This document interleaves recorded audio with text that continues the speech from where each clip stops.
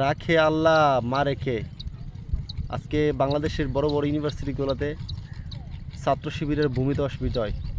Dhaka university, Jahangirnagar university, Rajshahi university, সর্বশেষ যকসু Jagannath university নির্বাচনও ছাত্র শিবির ভূমিধস বিজয় অর্জন করেছে।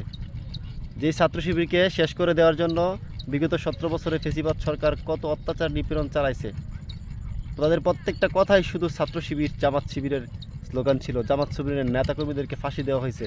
ছাত্র শিবিরকে দমন করার জন্য তারা অনেক অত্যাচার নিপীড়ন নানা চক্রান্ত চালাইছে, তারপরেও তারা ছাত্র শিবিরকে দমন করতে পারে নাই। রাখে আল্লাহ মারে কে। আজকে আওয়ামী লীগের ছায়াতলে থেকেই আজকে ছাত্র শিবির সারা বাংলায় রাজত্ব করতেছে। আজকে বাংলাদেশের যুব সমাজ, আজকে বাংলাদেশের কলেজ ইউনিভার্সিটির ছেলেমেয়েরা, শিক্ষিত মানুষটা বুঝে গেছে যে আওয়ামী লীগ সরকার রাজাকার স্লোগান দিয়ে আর মানুষকে দমন করতে পারবে না। আজকে সেই ছাত্র শিবিরের সব জায়গায় ভূমিধস বিজয়, আজকে সেই ছাত্র শিবির ইতিহাসের সাক্ষী হয়ে দাঁড়াইছে।